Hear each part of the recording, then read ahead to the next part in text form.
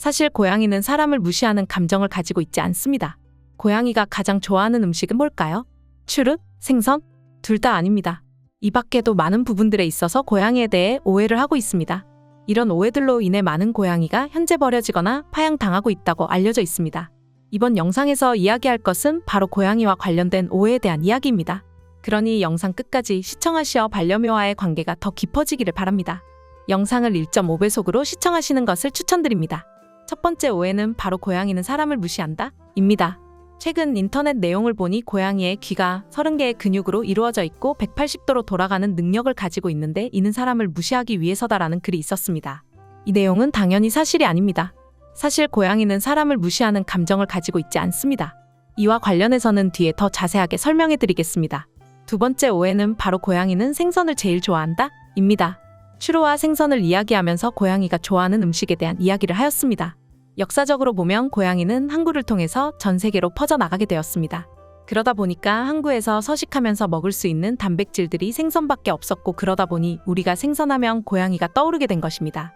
하지만 중요한 것은 고양이는 실질적으로 육식 동물이라는 겁니다.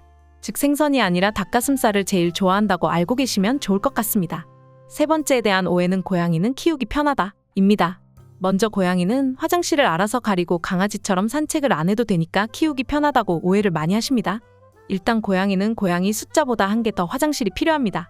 한 마리면 최소한 2개가 있어야 된다는 겁니다. 또한 붙여놓으면 안 되고 떨어뜨려 놔야 합니다. 왜냐하면 고양이는 대변과 소변을 나눠서 보는 걸 선호하기 때문입니다. 그 다음에 물그릇, 밥그릇, 숨숨집, 스크래처, 캣타워 기타 등등 많은 것들이 필요합니다. 또 화장실도 더러우면 안 쓰고 물도 더러우면 안 먹고 밥도 사료나 간식 주려고 해도 냄새 맡고 휙까버릴 정도로 많이 까다로운 편입니다. 고양이 보호자들을 집사라는 표현을 괜히 쓰는 게 아닌 거 이제 알겠죠? 마지막으로 고양이는 외로움을 타지 않아서 좋다? 입니다. 고양이는 개와 달리 혼자서 사냥하는 습관이 있다 보니 고양이는 혼자서 잘 지내는 것으로 오해를 많이 하지만 결론적으로 고양이도 외로움을 탑니다. 또한 고양이도 강아지처럼 분리불안을 가지고 있습니다. 그래서 고양이가 분리불안을 가지고 있을 때 할 수 있는 행동들에 대해서 알고 있으면 좋습니다.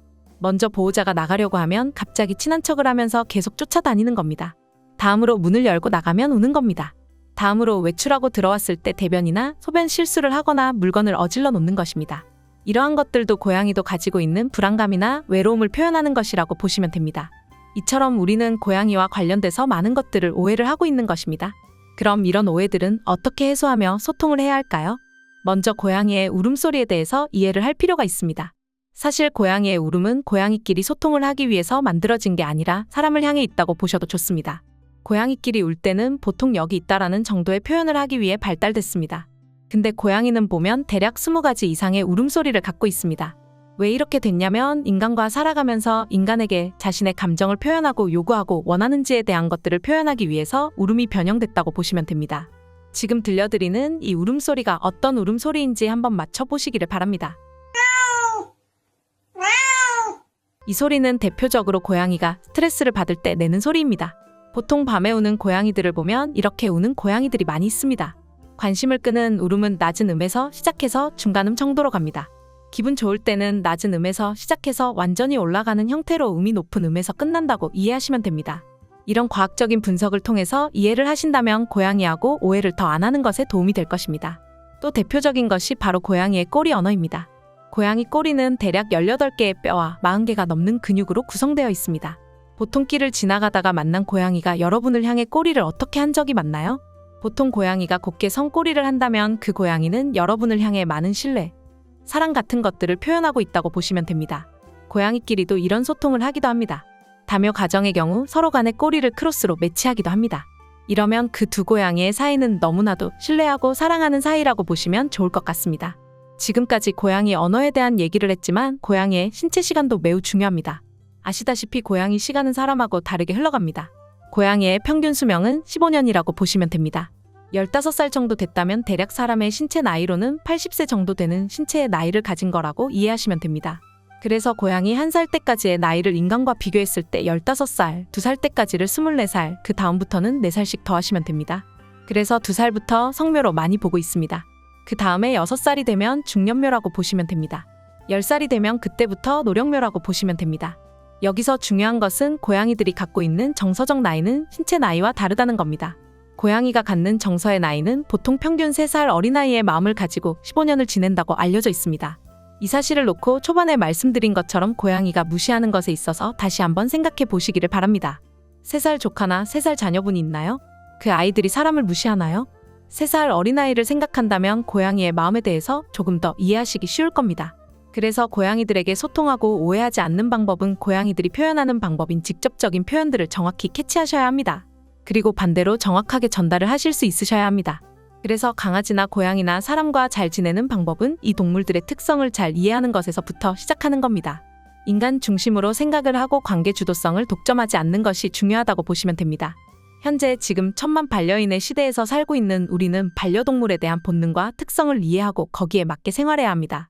그래야 함께 행복할 수 있기 때문입니다. 그러니 고양이가 무시한다는 등 우리가 생각하는 것들은 고양이의 마음을 오해해서 비롯된 생각들과 감정이라고 보시는 것이 좋습니다. 그럼 어떻게 해야 할까요? 첫 번째는 의사표현을 정확히 하는 겁니다. 어쩔 때는 된다 그러고 어쩔 때는 안 된다. 이런 것들이 고양이들에게 혼란을 줄 수 있으니 의사표현을 정확히 해주시고 가족분들과 함께 지낸다면 되는 것과 안 되는 것을 통일시켜 주시기를 바랍니다. 두 번째는 바로 루틴입니다. 고양이는 실내 생활만 하고 신뢰가 온 세상이기 때문에 항상 불안감을 갖고 살아갑니다. 이 불안감을 해소하기 위해서는 루틴에 있어서 일정한 규칙이 필요합니다. 언제 밥을 줄 거고 언제 놀아줄 거고 언제 쉴 거고 언제 잘 건지 등 안전한 공간 안에서 정확한 루틴을 제공한다면 고양이들의 불안감을 해소할 수 있습니다. 혹시 키우는 반려묘가 벨소리, 발자국 소리, 택배기사, 드라이기 소리, 핸드폰 소리에 자주 놀라는 반려묘가 있나요? 이런 경우 정확한 루틴을 제공하고 교육을 해준다면 이런 부분들이 충분히 많이 해소될 수 있을 겁니다. 마지막으로 중요한 거는 사냥 본능입니다. 고양이는 거실의 사자라고도 불립니다.